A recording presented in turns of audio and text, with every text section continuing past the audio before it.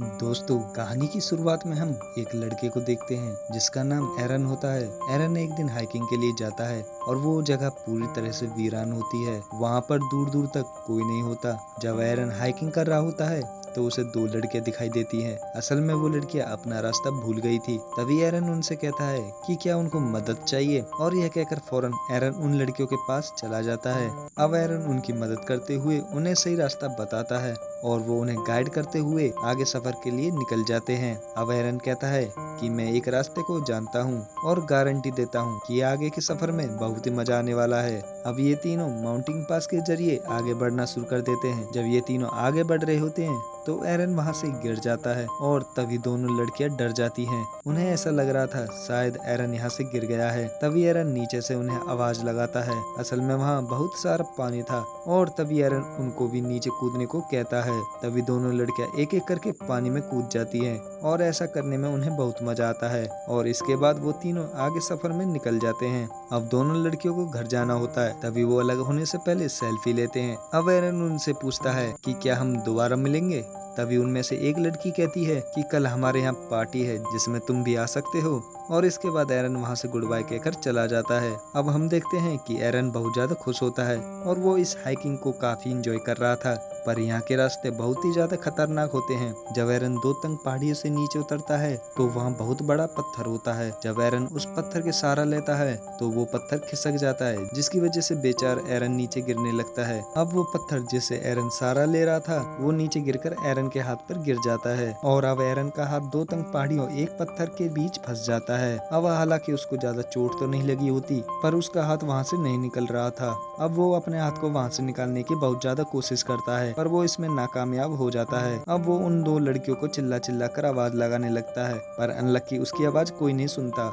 अब हम देखते कि एरन अपने हैकिंग के सारे सामान को बाहर निकालता है, क्योंकि उसको यहाँ से किसी भी तरह से निकलना था, क्योंकि वो जानता था कि यहाँ कई महीनों तक कोई नहीं आएगा। अब उसने जो सामान बाहर निकाला था उसमें नाइफ भी होता है और उस नाइफ की मदद से वो उस चट्टान को एक साइड से तोड़ने लगता है, पर उसका राइट हाथ चट्टान में फंस जाता है, इसलिए वो उल्टे हाथ से उस चट्टान को तोड़ने लगता है। यह एक बहुत मुश्किल काम था। तभी उसके हाथ से नाइफ गिर जाता है, पर वो उस नाइफ को उठा नहीं पाता क्योंकि वो बहुत दूर था। तभी वो दिमाग लगाकर उसको उठा लेता है और फिर से उस चट्टान को काटने लगता है। अब वो इस काम में नाकामयाब हो जाता है क्योंकि वो चट्टान काफी ठोस थी और नाइफ की धार खत्म हो जाती है और देखते ही देखते रात हो जाती है। अब एरन को यहाँ पर काफी घंटे गुजर चुके थे। उसे कुछ समझ नहीं आ रहा था कि वो यहाँ से कैसे निकले, इसलिए वो लगातार अपने हाथ को वहाँ से निकालने लगता है। अब एरन को यहाँ फंसे 25 घंटे हो गए थे। अब वो अपने कैमरे को शुरू करता है और कहता है कि मैं यहाँ पिछले 25 घंटों से फंसा हुआ हूँ और कोई भी नहीं जानता कि मैं यहाँ पर हूँ, क्योंकि मैंने यहाँ आने से पहले किसी को नहीं बताया था। जब वो रिकॉर्डिंग कर रहा होता है तो उसे किसी के होने की आवाज आती है, इसलिए वो जोर जोर से चिल्लाने लगता है,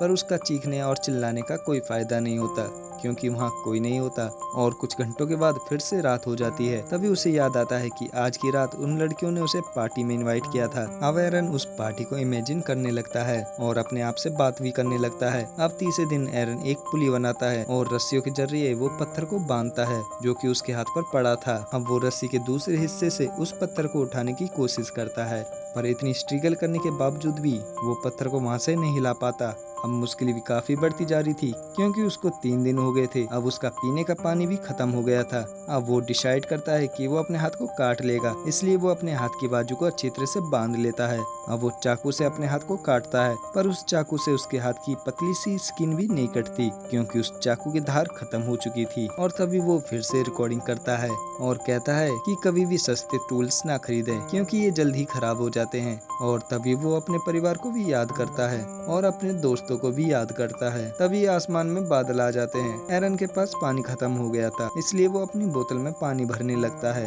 अब एरन के पास काफी पानी आने लगता है। अब देखते ही देखते पानी का लेवल बढ़ता ही जा रहा था, जिसकी वजह से एरन उसमें डूबना शुरू हो जाता है क्योंकि पानी की ग्रेविटी कम होती है, इसलिए भारी से भारी चीज को भी आराम से उठा लेते हैं। और तभी एरन भी पानी के अंदर जाकर उस पत्थर को उठाने की कोशिश करता है और काफी मुश्किलों के बाद वो पत्थर को उठा लेता है और उसका हाथ बाहर निकल जाता है। अब वो फौरन वहां से निकल जाता है। अब हम देखते हैं कि ये सब कुछ उसका ड्रीम था पर ऐसा कुछ नहीं होता।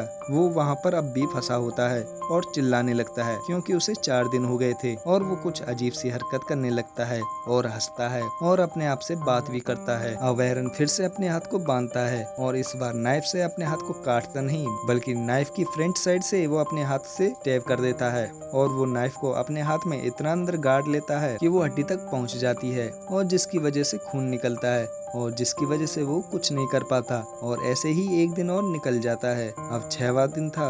अब एरन पूरी तरह से हिम्मत हार चुका था और वो सोचता है कि शायद ये पत्थर उसका इंतजार कर रहा था, इसलिए मैं यहाँ फंसा हूँ, और वो बेहोश हो जाता है। अभी अगले दिन उसको होश आता है और उसे विगेन्स दिखाई देते हैं और उस विगेन्स में एक बच्चा दिखाई देता है। अब एरन देखता है कि वो उस बच्चे को खिला रहा होता है। अब उसके अंदर पावर डबल होती है और वो चाकू को लगा ली होती है और वो धीरे धीरे हाथ को काटकर अपनी बॉडी से अलग कर देता है और वो आजाद हो जाता है। और वो वहाँ से निकलने से पहले अपने हाथ का पिक्चर बनाता है जो कि अभी भी उसी पत्थर में फंसा था। अब वो उस माउंटेन से बाहर निकलता है, तभी उसे एक फैमिली दिखाई देती है। तभी एरन उन्हें आवाज लगाता है और वो एरन की मदद के लिए सिक्योरिटी बुला लेते हैं और इसके बाद वहाँ एक हेलीकॉप्टर आता है जो कि एरन को वहां से हॉस्पिटल ले जाता है। अब हमें कुछ टाइम बाद का सीन दिखाया जाता है जहां एरन पूरी तरह से ठीक हो गया था।